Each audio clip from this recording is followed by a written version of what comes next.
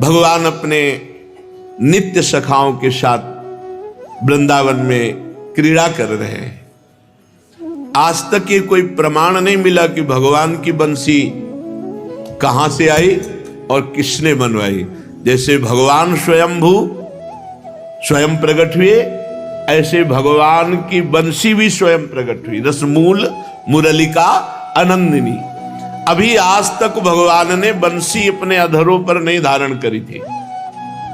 वृंदावन के संयोग गिरिराज जी की शोभा, यमुना रस रानी का अद्भुत पावन पुलिन, किसी ने कहीं नहीं आज तक ये पता चला कि ब्रजेश तनय ने वंशी कहां से प्राप्त की। स्वयंभू प्रकट वंशी पूज्य राधा बाबा। और वंशी की शिक्षा किसने दी बजाने की? अभी तो तोतली बोंडी में ही बोलते हैं। अभी तो भगवान बहुत ही सुकुमार अवस्था। एक दिन वृंदावन की शोभा देखकर प्रथम बार प्रभु के हृदय में उमंग हुई, मानो समस्त ब्रजवासियों को प्रेमामृत में निमग्न करना है। भगवान श्री कृष्ण ने अपने अधरों में रख करके वंशी बजाई। झंकृत हो गया संपूर्ण विश्व। चमत्कृति वृंदावन को झंकृत कर दिया। अंतरिक्ष में बढ़ी, ध्वनि पाताल में बढ़ी, कुछ ऊपर गई ब्रह्मलोक तक, कुछ नीचे अतल सुतल पाताल कैलाश, सर्वत्र प्रथम बंसी वादन पूरे त्रिभुवन को झंकृत कर दिया। समस्त ब्रह्मांडों का भेदन करती हुई पूरे विश्व में बंसी नाद। स्वयं परमात्मा जब बंसी नाद कर रहे हैं तो उनकी उपमा तो हो ही नहीं सकती किसी से। अब बंसी नाद देवलोक पहुंचा। नीचे रसातल, तलातल, पाताल, महातल, वितल, सुतल, जो ब्रजवासी जन है, जो सखा जन है, जो ब्रज युवती जन है, लालू एकांत कदम्ब वृक्ष के नीचे ललित त्रिभंगी आंख मूंदे हुए अद्भुत वंशी वादन कर रहे। खग मृग पशु पंछी सब श्री कृष्णचंद्र का संपूर्ण ब्रजवासियों के हृदय में पूर्ण निवास, वही वंशी वादन करते हुए। अब मानो अपने नित्य विलास भूमि में प्रभु पधारे हैं तो सब दिव्य कुंज निकुंजे सब प्रकाशित हैं। प्रभु अब किसी के घर नहीं जाते हैं। अब दधि दुग्ध की लीला नहीं होती है। अब किसी के माट मटके टूटते नहीं हैं। अब हृदय पर प्रहार हो रहा है। बंसी वादन धीरे धीरे अवस्था बढ़ती जा रही है। रोहिणी नंदन बलराम सदैव सावधान रहते हैं क्योंकि ये चपल हैं, वो गंभीर हैं। इनकी चेष्टाओं को देखते रहते हैं। कभी गोष्ठ में, कभी किसी कुंज में, कभी किसी गोवत्स के साथ ये क्रीड़ा करते हैं। ब्रजराज सावधान करते हैं बलराम जी को, सावधान रहना, इसको ज्ञान नहीं है, कभी ऐसी कोई बात जो इसके लिए हानिकारक हो। बलराम जी साथ ही रहते हैं क्योंकि कई जगह रामावतार में जब लक्ष्मण जी का उत्साह बढ़ता तो भगवान इसे रोक देते थे। तो कहा अगली बार जब आप लीला के लिए अवतार लोगे तो हम छोटे भाई नहीं बनेंगे, बड़े भाई बनेंगे, जिससे हम आपको रोक सके, आप हमें न रोक सके। एक दिन समस्त बछड़ों को एकत्रित किया और अपने सखाओं से कहा कि दूर लेकर के चलते हैं और वहां चराते हैं, वहीं खेलते हैं। पर मैया समझाती कि मैया अनुमति नहीं दे सकती। बार बार सुना, अभी तू योग्य नहीं है। आज निश्चय किया, नहीं, अब तो हम बछड़ों को चराने जाएंगे। छोटे छोटे बछड़े लेकर गोष्ठ में मैया बाबा से कह दे कि अनुमति दे दे मुझे, अब देखो मैं बड़ा हो गया हूं, अब मैं डरता नहीं हूं किसी से, मुझे अब बछड़े चराने के लिए, गौवे चराने के लिए अनुमति दे दो, और फिर मैं अकेले थोड़ी हूं। मैया रोम रोम आनंदित हो जाती है इनकी बात सुनकर। ए नन्हे से गोपाल, वन गोचारण करने के लिए योग्यता भी चाहिए, मैं कल्पना भी नहीं कर सकती कि तुझे गौवें चराने के लिए भेजूं। इस प्रकार मना कर देती। अब इस समय भगवान श्री कृष्ण की 3 वर्ष की अवस्था है, कुमार भाव की झांकी आ रही श्रीअंगों में, शैशव अंतर्ध्यान हो चुका है, कुमार अवस्था का प्रादुर्भाव हुआ है। बड़े सुंदर सुंदर वस्त्र पोशाक मैया धारण कराती हैं, धोती बहुत सुंदर किनारीदार पीतवर्ण की,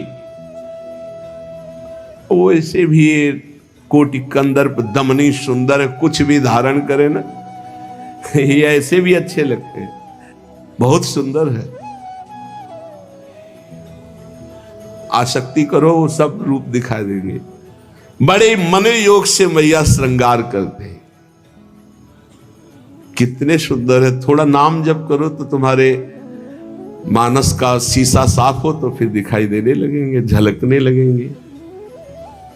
फिर कुछ बोलने की इच्छा नहीं होती, कुछ कहने की, बस उस रूप का पान करते रहो।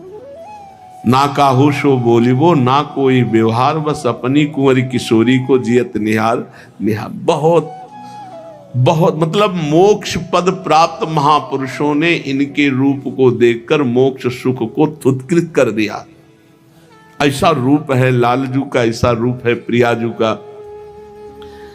ऊपर पीतांबर धारण किए हुए हैं, बड़ा सुंदर श्रृंगार जननी ने किया है।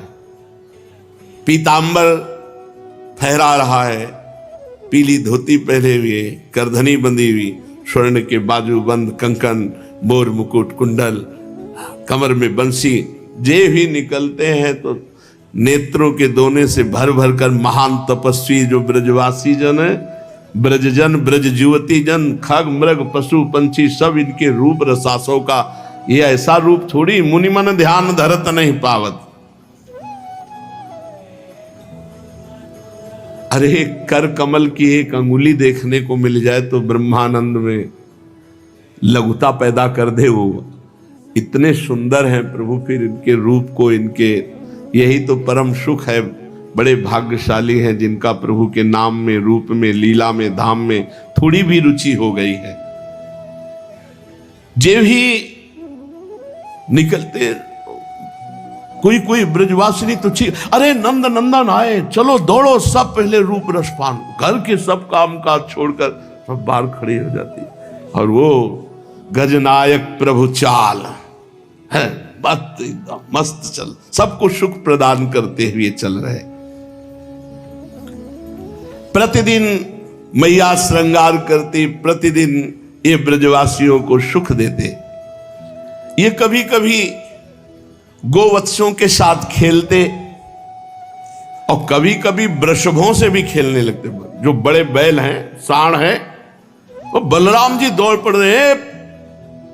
अब वो कोई बैल साधारण बैल है, तमोगुणी जीव थोड़ी है, ये सब तपस्वी परमहंस जल, वो खेलते हैं भगवान के साथ। इसीलिए तो गाय और बैल बने हुए हैं। बलराम जी आकर बलपूर्वक ऐसे पकड़ लेते हो, कहते छोड़, लाला तू दूर हट, नहीं तुझे चोट लग जाएगी, रक्षा करते हैं। फिर बलराम जी जाके शिकायत करते हैं, मैया बछड़ों से खेलना, सीधी गैयों से खेलना ये तो ठीक है, बड़े बड़े बैलों से भी अब खेलने लगा है। और ये तो कहो हम पास में थे, अगर पास ना होते तो कुछ अनिष्ट हो सकता था। पूर्ववासियों को अपार आनंद होता है, राम और श्याम अपनी सुंदर शोभा से, सुंदर भ्रकुटी संचालन, मंद मुस्कान, मधुर वचन, एक एक सब महान आनंद प्रदान करने वाले, परमानंद में हर ब्रजवासी विभोर रहता है। ब्रजेश्वर का सदैव भगवान नारायण को धन्यवाद देने में ही भाव जाता है। धन्य है नारायण, आपने, और साक्षात नारायण के अंशी है, आपने कृपा की, ऐसा पुत्र दिया, ऐसा परिकर दिया। बहुत हट करने पर मैया ने आदेश कर दिया, बछड़े लो और यहीं गोष्ठ में, पास में, गौशाला के पास में ही, बस यहीं चराना, अभी दूर नहीं जाना। अभी आदेश हुआ, स्वकालीन वत्स पालो, बछड़ों, छोटे छोटे बछड़ों को जाओ और घेर कर ऐसे पास में ही। नंद नंदन मानो बहुत बड़ी संपत्ति मिल गई हो। यशोदा मैया वत्स चारण का आदेश दे दिया है, पर प्रारंभ आज करेंगे। गोप सुंदरियां, वयस्क, गोप शिशु सब उत्साहित है। ब्रजेश्वर ब्रजरानी ने भी रात में विश्राम नहीं किया।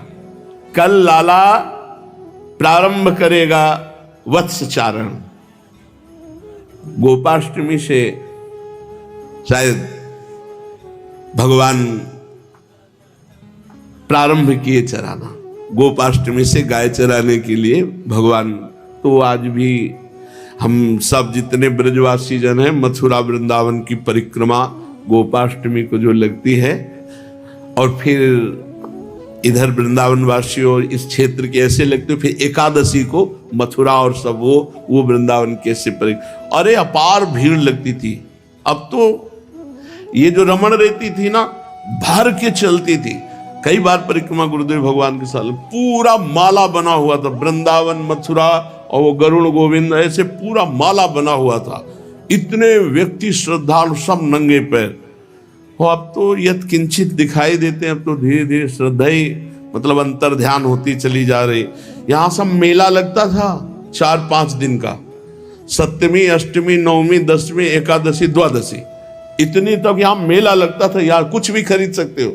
ये रमण रहती सब, अब तो एक भी दुकान नहीं दिखाई दी, सब बंद। वो बात ही धीरे, जो आज के 25 वर्ष था वो अब नहीं है, और 25 वर्ष और बीतने दो, फिर और कुछ हो जाएगा। समय रोज परिवर्तित होता चला जा रहा है। सब ब्रजवासी जाग रहे थे कि कल नंद नंदन बछड़ा चराने जाएंगे। प्रभात होने को अभी बहुत समय है। लाला पहले, मैया जल्दी करो। मैया कहती अभी तो अर्धरात्रि, तू सो जा। नींद इनको भी नहीं आ रही। गोवत्सों को लेकर वन की ओर चलना है, बड़े उत्साहित है। उत्साहवश कभी कभी तो शयनगार से भाग छूटने का प्रयत्न करते, पर मैया पूरी रात जगती रही, यशोदा मैया, और समझा बुझा कर सुला, अभी 2 बजे हैं, अभी 3 बजे, अभी सो जा। प्रातःकालीन जब गान होने लगा, घर घर की आवाज, दुग्ध दूहने की, मंथन की, अब प्रभु धैर्य नहीं रख सके। मैया ने दरवाजा बंद करके, कपाट बंद करके सिटकिने लगाई। ये ऐसे तो मानेगा नहीं, साकल लगा दी।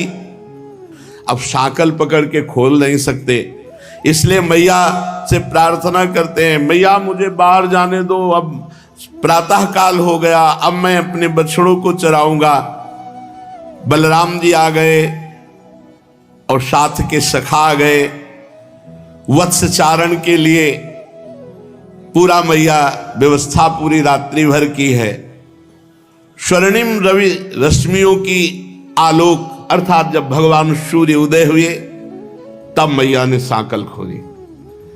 कदली स्तंभ द्वार पर मंगल घट, ध्वजा, पताका, बंधनवार, पुष्प वितान आदि कला मर्मज्ञ गोपों ने एक से एक नवीन पल्लव, और गोपियों ने सुंदर चौक पूरी है रंग बिरंगी। ब्रजरानी आश्चर्यचकित हो रही जब साकल खोली, पूरे दरवाजे पर चौक पूरी हुई और सब बंधनवार, पुष्प वितान, ध्वजा, पताका, मंगल घट। इतना सुंदर रूप है प्रभु का कि वाणी की सामर्थ्य नहीं है।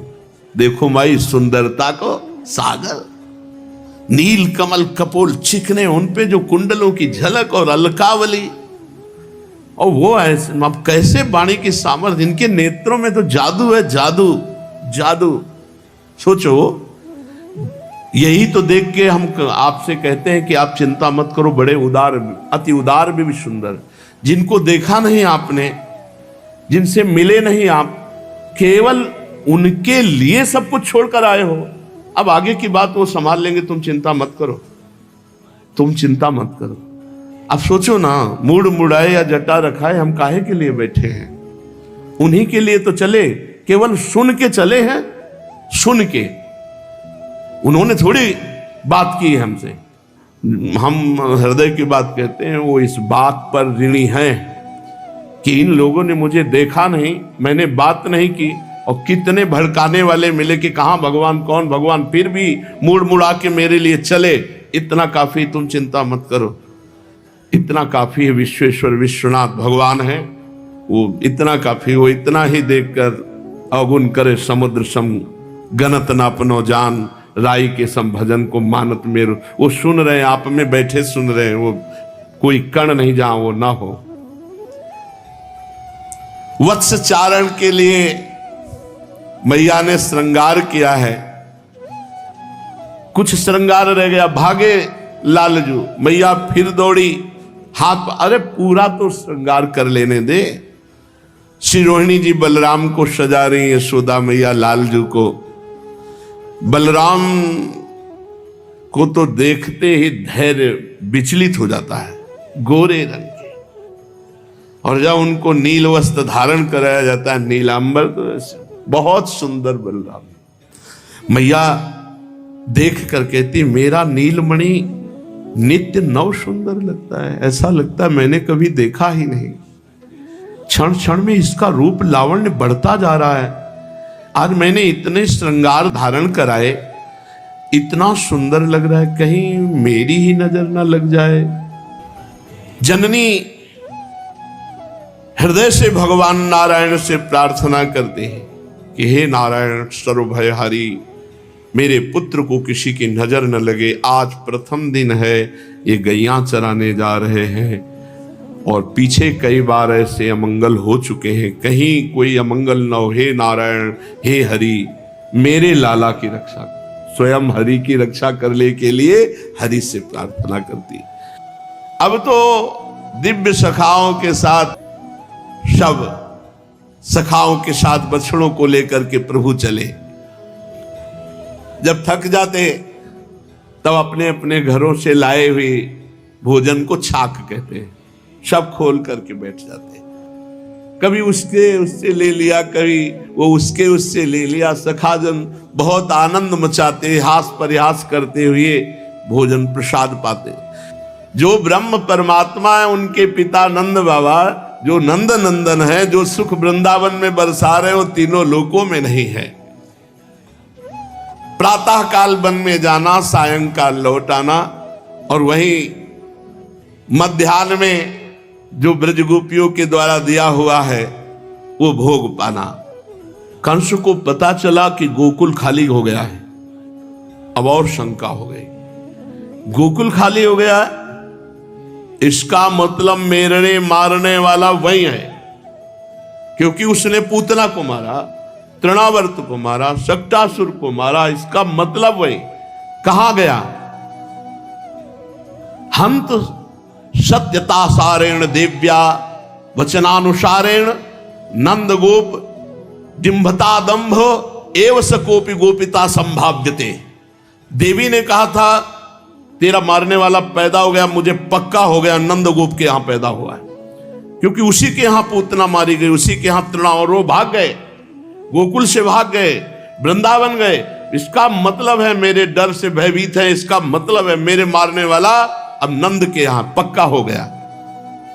अभी नूतन अवयव 6 दिन के थे, तब दुस्साह महसा पूतना दे, महान बलशाली पूतना को मार दिया। वही है मेरे मारने वाला, वही जो आवर्त रूप से महाबलशाली तृणावर्त, उसको भी मार डाला। तस्मादसौ छलत एवोत्कलनीया, वो छल करके कहां तक बचेगा।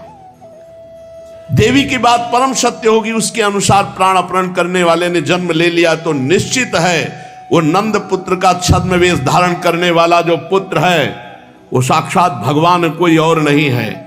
स्पष्ट है, इतनी छोटी 6 दिन की आयु में बलवीर से, पराक्रम से असीम पूतना को मार डाला।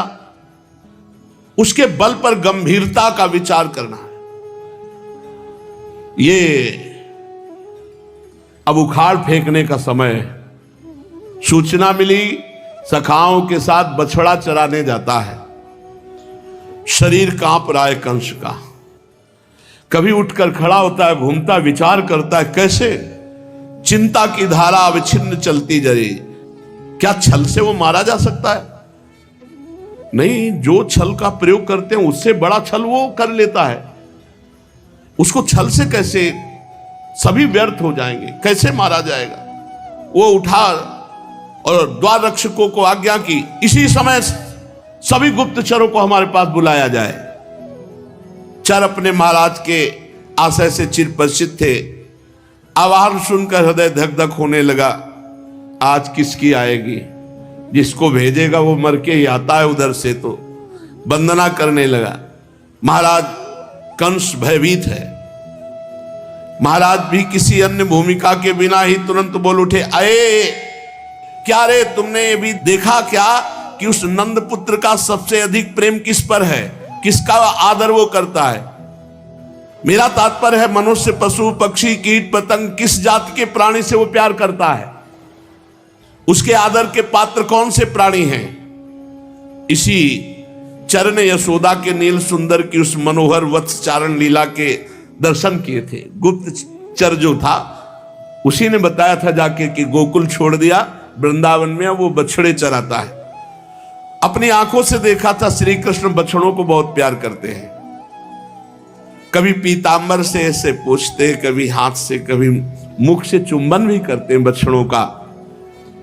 किसी गोवत्स को कंठ से लगाते हैं। गोवत्स को बहुत प्यार करते हैं। उसने बताया कंस को कि वो जो नंद नंदन है उसको प्राण प्यारे गोवत्स हैं। वो अपने हाथ से उनको दुलार करता है। नाथ वो गोवत्स पर बालक बहुत प्रेम करता है, ऐसा मैंने खुद अपनी आंखों से देखा है। बस इतना जानना था। गुप्तचर को लौट जाने का आदेश होता है। दूसरे ही क्षण अंगरक्षक सेवक को आज्ञा मिलती, आकार्यताम पूरतः सा वत्सासुरा। फिर नीतिज्ञ कंस वत्सासुर दैत्य की प्रशंसा करने लगा। ये तुम्हारा बल, तुम्हारा वीर्य, तुम्हारा साहस बड़ा प्रशंसनीय है। वत्सासुर, तुम हमारे बहुत वंदनीय हो, बहुत प्रिय हो। प्रिय वत्सासुर, अब तुम वृंदावन जाओ। मेरा एक काम करो, वहां नंद का कुमार वत्स चारण करके कुमारोचित क्रीड़ा करता है, उसके समीप तुम्हें जाना है। इस राक्षसी रूप से नहीं, एक गोवत्स का रूप धारण करो, बछड़े का, और बछड़ों में मिल जाओ। और जब वो असावधान हो तब उस पर घात करके उसे मार डालो। समान विचार, समान चेष्टा हो, नहीं वो बहुत प्रवीण है, अर्थात बछड़े जैसी ही चेष्टा हो, बछड़े जैसा ही रूप हो।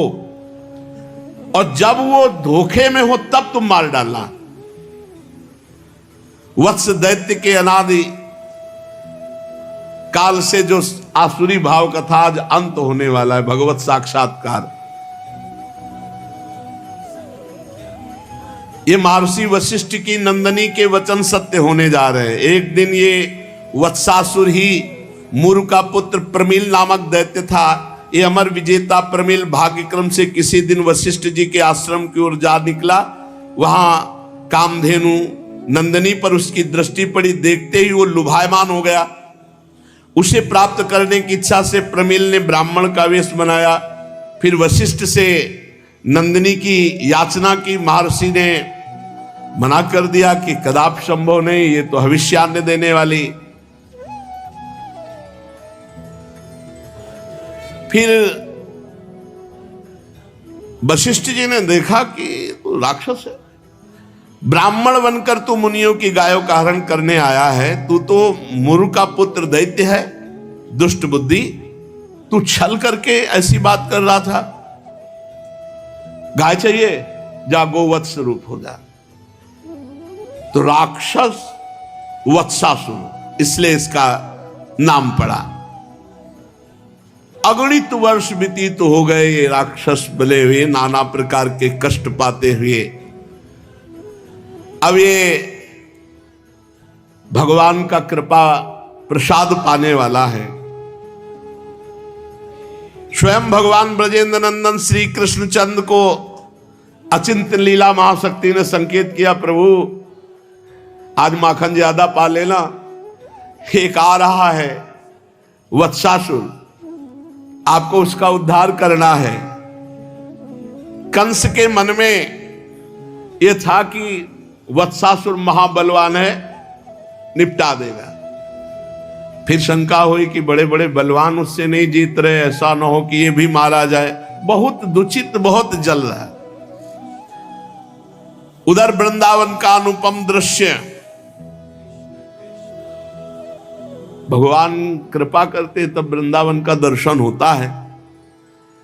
रजनी का विश्राम, प्रातः काल वेला भगवान कृष्ण बलराम जागे, वही दिनचर्या, प्यार से उठाना, मुख पोंछना, सुमिष्ट भोजन से तृप्त करना, फिर स्नान करवाना, फिर मनोहर वस्त्र आभूषण धारण करना, फिर सत सत गोप सखाओं को बुलाना और गोवत्सों से आवृत होकर वन में चले जाना।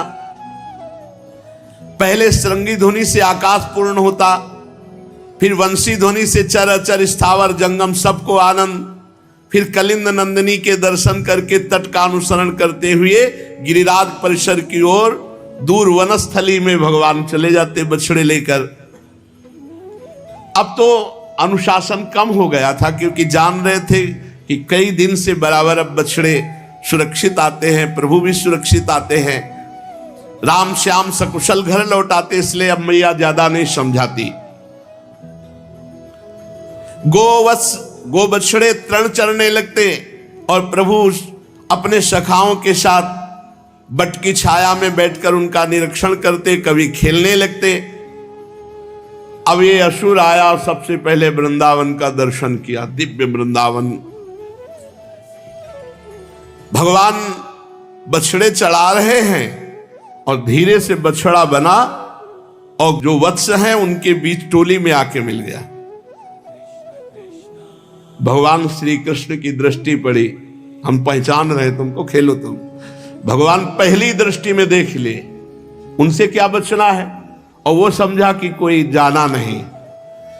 तृण चरने का वो अभिनय कर रहा है और धीरे धीरे हर बछड़े को हटाता हुआ कृष्ण बलराम के समीप पहुंचने की चेष्टा कर रहा है। किंतु सहसा एक नई बात हुई। उसके निकटवर्ती गोवत्स ने जब देखा कि इसकी गंध कुछ और है और इसकी चाल कुछ और है, तो अपने छोटे छोटे नन्हे नन्हे सींगों से मारा, क्योंकि गंध पसंद नहीं आई। ये हमारे परिकर की गंध नहीं, राक्षस की गंध। जेवी बछड़े ने मारा तो वो पूंछ उठा करके, लेकिन कंस ने सिखाया था कोई नई चाल नहीं, वैसे ही चाल होनी चाहिए। श्री कृष्णचंद्र जी की दृष्टि केवल उसी पे थी कि कहीं किसी बछड़े की, किसी सखा की हानि न कर दे। दोनों भैया प्रातःकाल मेरे साथ तो ये वाला बछड़ा आया नहीं था, तुम पहचानते हो? बलराम जी से कहा, बता सकते हो ये वो कौन सा बछड़ा है वो जो पूंछ उठाया हमारे बछड़े ने मारा और हटा? तुम्हें दिखा ना? अग्रम बलराम जी जो अग्रज है उस ओर दृष्टि नहीं दी। उन्होंने कहा भ्रातर नहीं नहीं, मैंने ऐसा कुछ नया नहीं देखा, अपने ही बछड़े हैं।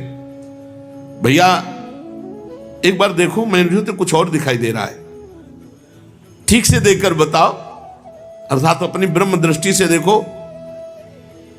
बलराम जी ने जब भगवान का संकेत पाया, अरे ये तो भीषण प्रकृति का राक्षस है भैया, ये कोई बछड़ा नहीं है, ये तो अत्यंत भीषण प्रकृति का है।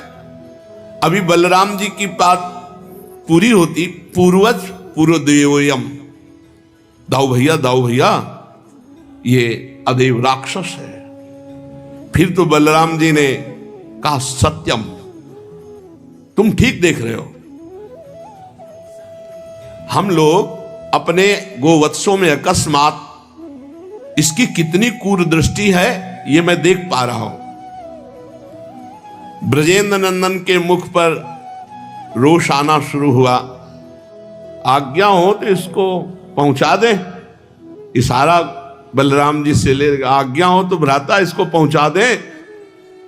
अपने अनुज को यह अनुमति प्रदान करने में रोहिणी तनय को झिझक हुई। फिर हंसकर उन्होंने कहा कि आप तो बल के केंद्र हैं, पर सावधान अवश्य रहना। देखो भैया, ये छलिया छल करके आया है, तो इसके पास छलिया बन करके ही जाओ। ऐसे जाओ जैसे ये आया है। ठीक है भ्राता।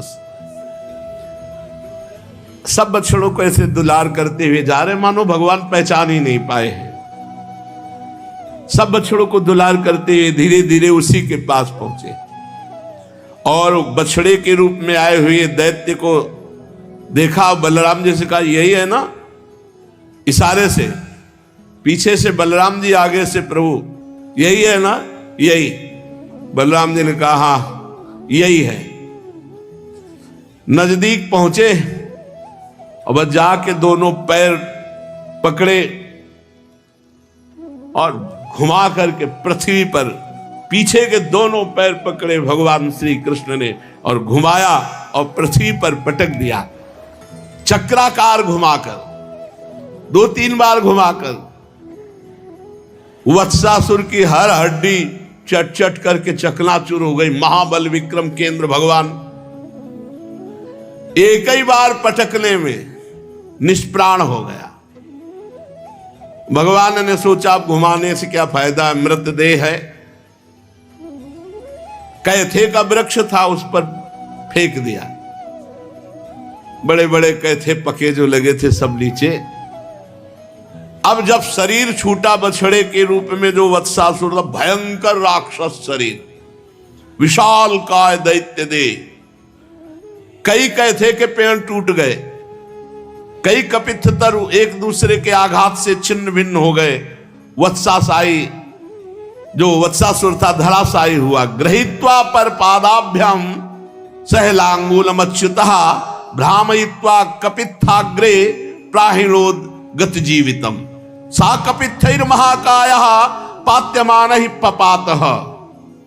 पूछ सहित लय पिछले पाए, दियो फिराय फिराय बगाए। महाकाय ऊपर ही मार्यो, बहुत कपित्थन लय धर पर्यो। सब सखा देखकर आश्चर्य गए। भैया कन्हैया, तुमने पहचान लिया नहीं राक्षस हमारे बछड़ों का, और हम सखाओं का अनिष्ट कर देता। अब वो श्री कृष्ण के सब गले लग रहे, आलिंगन कर रहे हैं, उत्साह से ताली बजा रहे। मेरा भैया कृष्ण इतना बलवान है, ऐसे ही गर्व में रहना चाहिए प्रभु के बल से। मेरे प्रभु, मेरे प्रभु। सभी बालक श्री कृष्णचंद्र को छाती से लगाते हैं, दुलार करते हैं, आशीर्वाद देते हैं। मेरे भैया को कुछ नहीं हुआ, मेरे सखा को कुछ नहीं हुआ। तम वीक्ष विस्मिता बाला ससंसु साधु साध्यति। अचंभा, आश्चर्य, धन्य है देवाश्च परिसंतुष्टा बभूहु पुष्प वर्षणी। इतना बलवान था वत्सासुर, जब मारा गया तो देवता विमानों पर आकर सुमन वृष्टि भगवान पर कर रहे। देवाश्च परिसंतुष्टा बभूवुः पुष्प वर्षिणा। गोप शिष्यों के समुदाय ने देखा, तद दैत्यस्य महाज्योति कृष्णे लीनम बभूवः। उस मरे हुए वत्सासुर से एक दिव्य ज्योति तेज निकला और भगवान की परिक्रमा करके भगवान में लीन हो गया। योगींद्र मुनिंद्र दुर्गम गति उस वत्सासुर को भगवान ने उसके चरण पकड़ करके अपने कर कमल से उद्धार किया। तदनु दनुज दमनो मनोहर महे लालसो लालसो निज सहचर निकरेशु।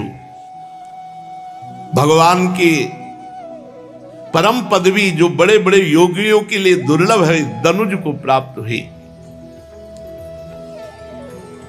अब जाकर के सब ब्रजवासियों ने अपने अपने घर में, ओ मैया मैया तो डर गई, हम इसीलिए नहीं भेजते।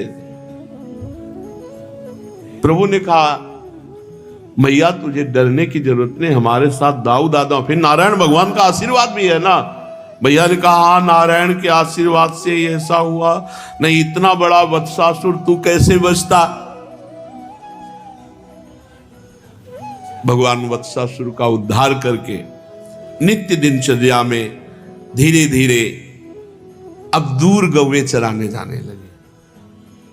कंस को जब पता चला कि वत्सासुर मारा गया, बहुत चिंतित हो। उसने सोचा कि अब तो दूसरे तैयार थे, पूतना के भैया जी बकासुर। उन्होंने कहा प्रभु आप चिंता न करो, मेरी चोंच वज्र की है, बस आ जाए हमारी चोंच में, बस ऐसे बिल्कुल चिंता मत। रबड़ी दूध दूध खवा रहा है बकासुर को, खा लेने दो आज, कल इनकी भी होश ठिकाने कर देंगे। प्रभु शेष चर्चा आगे। श्री राधा वल्लभ लाल की।